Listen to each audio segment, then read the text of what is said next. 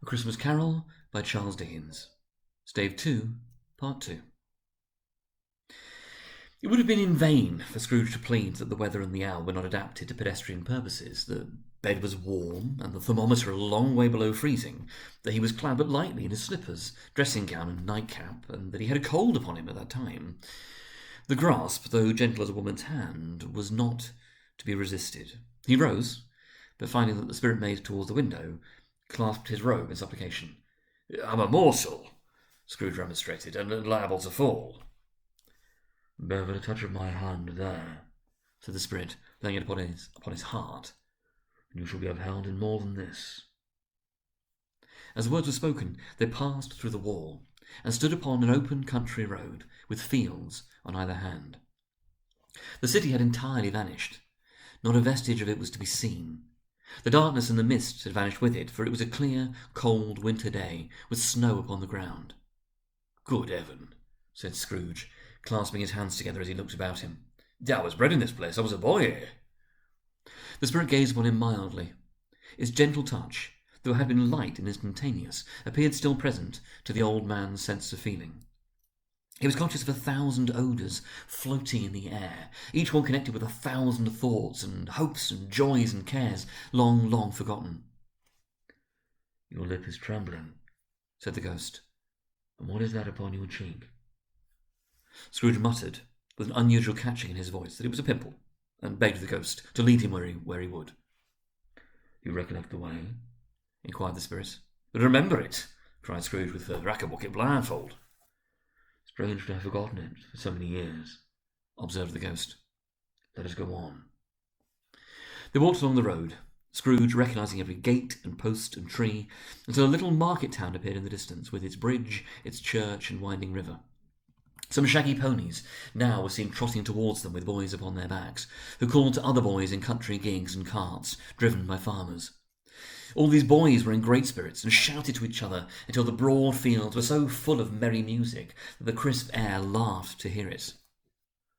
"These are the shadows of the things that have been," said the ghost. "They have no consciousness of us."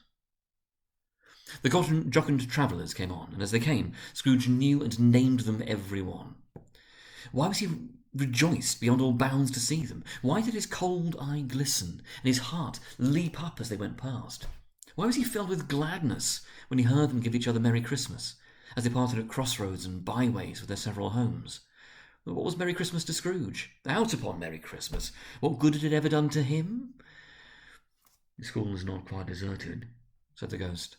"A solitary child, neglected by his friends, is left there still." Scrooge said he knew it, and he sobbed. They left the highroad by a well-remembered lane, and soon approached a mansion of dull red brick, with a little weathercock-surmounted cupola on the roof, and a bell hanging in it. It was a large house, but one of broken fortunes, for the spacious offices were little used, their walls were damp and mossy, their windows broken, and their gates decayed. Fowls clucked and strutted in the stables, and the coach-houses and sheds were overrun with grass. Nor was it more retentive of its ancient state within, for, entering the dreary hall, and glancing through the open doors of many rooms, they found them poorly furnished, cold and vast.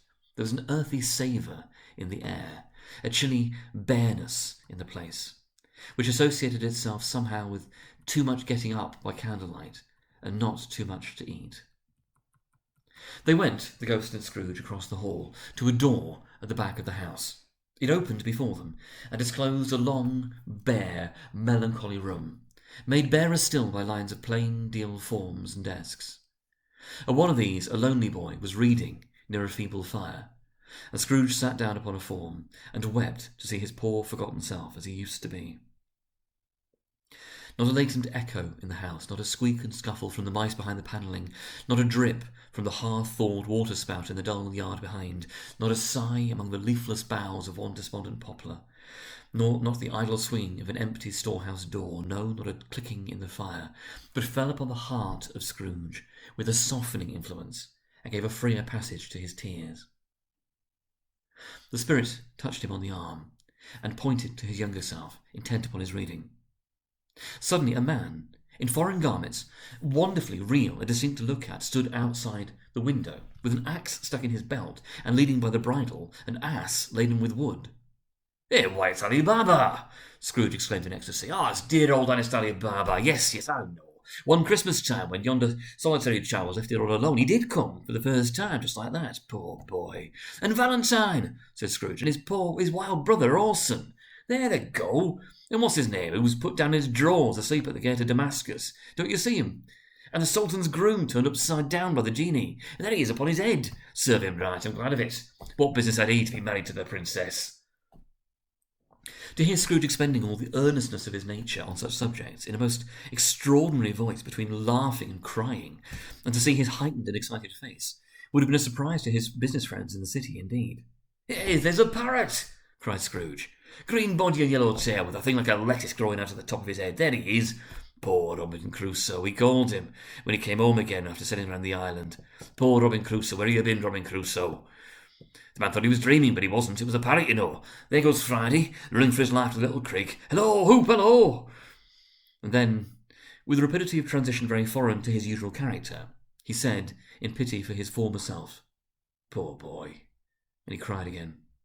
"I wish," Scrooge muttered, putting his hand in his pocket and looking about him after drying his eyes with his cuff. "Ah, it's too late now."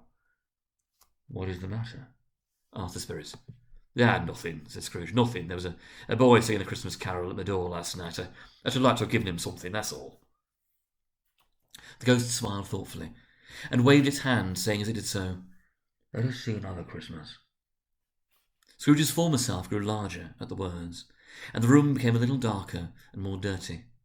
The panels shrunk, the windows cracked, fragments of plaster fell out of the ceiling, and the naked laths were shown instead. But how all this was brought about, Scrooge knew no more than you do. He only knew that it was quite correct, that everything had happened so, that there he was, alone again, when all the other boys had gone home for the jolly holidays. He was not reading now, but walking up and down despairingly. Scrooge looked at the ghost, and with a mournful shaking of his head, glanced anxiously towards the door. It opened, and a little girl, much younger than the boy, came darting in, and putting her arms about his neck and often kissing him, addressed him as her "Dear, dear brother. I've come to bring you home, dear brother," said the child, clapping her tiny hands and bending down to laugh. "To bring you home, home, home." "Home, little fan," returned the boy. "Yes," said the child, brimful of glee. "Home for good and all. Home for ever and ever. Father is so much kinder than he used to be. The home's like heaven. He spoke so gently to me one dear night when I was going to bed. I wasn't afraid to ask him once more if you might come home. And he said, yes, you should, and sent me in a coach to bring you. And you're to be a man," said the child, opening her eyes. "And you're never to come back here. But first we're to be together all the Christmas long and have the merriest time in all the world."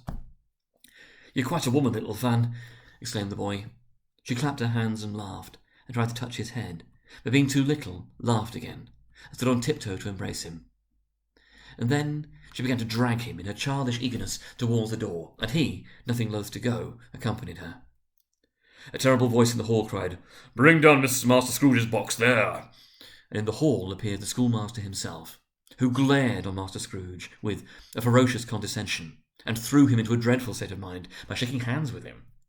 He then conveyed him and his sister into the veriest old well of a shivering best parlour that ever was seen, where the maps upon the wall and the celestial and terrestrial globes in the windows were waxy with cold. He had produced a decanter of curiously light wine and a block of curiously heavy cake, and administered instalments of those dainties to the young people, at the same time sending out a meagre servant to offer a glass of something to the postboy, who answered that he thanked the gentleman, but if it was the same tap as he tasted before, he'd rather not. Master Scrooge's trunk being by this time tied onto the top of the chaise, the children bade the schoolmaster good-bye right willingly, and getting into it, drove gaily down the garden sweep, the quick wheels dashing the hoarfrost and snow from off the dark leaves of the evergreens like spray. "Always a delicate creature, whom a breath might have withered," said the ghost. "But she had a large heart." "Oh, so she had," cried Scrooge. "You're right, I will not gainsay it, Spirit, God forbid." "She died a woman," said the ghost, "and I had, as I think, children." "One child," Scrooge returned. "True," said the ghost. "Your nephew." Scrooge seemed uneasy in his mind, and answered briefly, "Yes."